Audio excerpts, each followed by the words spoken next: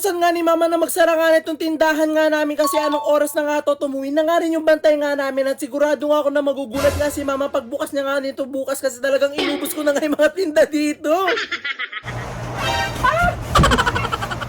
Alas 8 na nga ng gabi sa mga oras nga na to. Ito na nga ang oras nga na kailangan na nga magsara nga na itong tindahan nga namin. Kasi anong oras na wala nang bibili nga ng ice cream ng gandang oras. Si mama nga sana nga magsasara nga na ito kaso sumama nga ang pakiramdam nga ni mama. Kaya nga ako'y nautusan na magsara nga na ito. Ito nga yung unang beses ko nga na ako ngayon magsasara nga na ito. Kaya talagang excited nga ako. Pagdating ko nga dito, binaba ko nga muna yung bag ko at nag-iisip nga muna nga ako kung ano yung una ko nga gagawin. Tapos nakita ko nga itong aming lagayan nga ng mga kun ay wala na nga laman. Sobrang mabenta nga kasi talaga yung ice cream nga namin na talaga sobrang dami nga mga bumibili nga dito at meron din nga kami dito mga soft drinks kasi meron din kami ditong ino-offer na iba hindi nga lang ice cream. At dahil lang din na nga lang yung natitirang cone nga na to ay sayang naman to kaya na mapapakinabangan ko na nga lang at kukuha na nga lang ako ng ice cream nga dito. At mukhang ayaw nga ako bigyan nga ng ice cream machine nga na to kasi maglalagay pa nga lang ako itinalsikan na nga agad ako. Kailangan ko nga muna nga kumain nga nitong ice cream nga na to bago nga ako magligpit nga dito kasi ito nga yung pampahyper ko nga para nga talaga mas lalo akong ganahan. Ewan ko ba sa sarili ko kapag nakakain ako ng mga matatamis o mga tsokolate talaga nagiging hyper ako talaga hindi ako mapakali. Kaya naman nung naubos ko na nga isang buong ice cream ito na nga magsisimula na nga ako maglinis nga dito para nga makapagsara na nga ako. Umpisa ko na nga rin nga nalinisin nga itong aming ice cream machine kasi ito nga yung pinakamatrabaho nga kapag nga magsasara na nga ng tindahan nga namin na to. Kaya naman chinek ko nga muna dito nga sa ice cream machine kung meron pa nga laman na talagang meron pa nga kaya naman kumuha nga ako nitong mga Tupperware nga para dito nga ilagay yung mga laman nga na natira. Ang gagawin ko na nga lang dito nga sa mga natira ilalagay ko na nga lang sa freezer nga namin tapos papatigasin ko para talaga maging ice cream talagang masarap. Nilabas ko na nga rin itong basura nga namin at kumuha na nga rin ako dito nga sa loob nga ng restaurant nga namin itong aming walis tambo para nga makapagwalis na nga ako dito. Kailangan nga talaga magwalis nga dito para hindi nga pamahayin nga ng mga langgam kasi talagang puro matatamis nga yung mga tinitinda nga namin dito at ayaw naman namin langgamin nga yung mga ititinda namin. At dahil nakita ko nga kanina yan nga namin ng cone kaya naman napag-isipan ko na nga na mag-refill na nga ng cone para hindi na nga mahirapan nga yung aming tao nga dito bukas. Buti na nga lang talaga yung nandito nga lang sa ilalim nga itong stock nga namin kaya naman agad-agad ko na nga rin kinuha para nga makapag-refill na nga rin ako dito. At talaga sigurado na naman nga ako na mauubos na naman nga itong mga ilalagay ko nga bukas kasi talagang sobrang daming bumibili nga ng mga bata at mga matatanda nga ng ice cream dito sa amin. At nung natapos na nga ako mag-refill nga nitong aming lagayan nga ng cone agad-agad na nga rin ako nagpunta nga dito para nga ayusin naman nga itong mga soft drinks nga namin at napansin ko nga na malapit na nga rin maubos. Nagtitinda nga rin kasi kami dito nga sa amin tindahan nga nung ice cream nga na may soft drinks at talagang alam ko nga na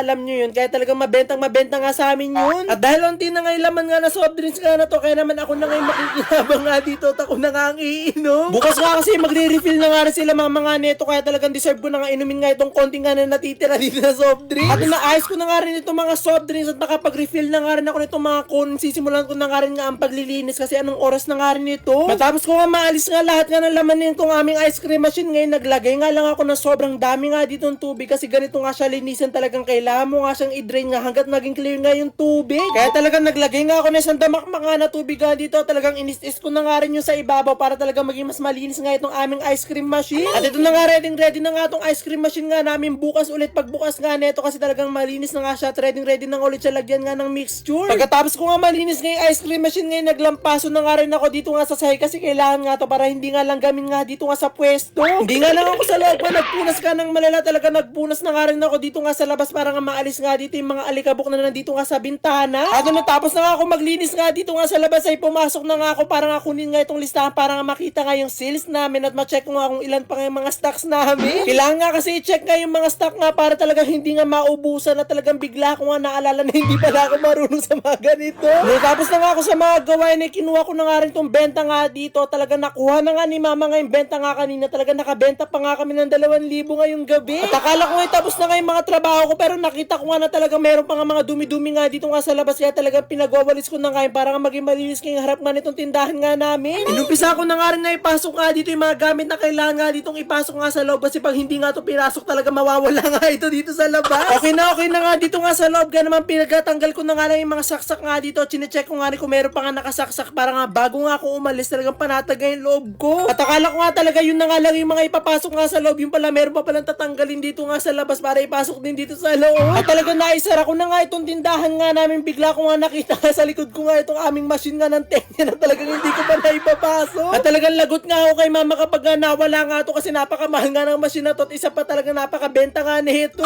At ito na nga no, sigurado na nga ako na wala na nga ako naiwan nga sa labas na dapat nga ipasok. Ito na nga, ilalak ko na nga itong aming tindahan at isasara ko na nga rin itong nasa labas. Papatayin ko na nga sana nga din yung ilaw nga nitong signage nga namin kaso sabi nga ni mama hindi nga daw nila pinapatay yung tuwing gabi at talagang hinahayaan nila yun hanggang umaga. At ito na nga, na-secure ko na nga lahat at talagang okay na talagang nasara ko na rin siya ng ayos.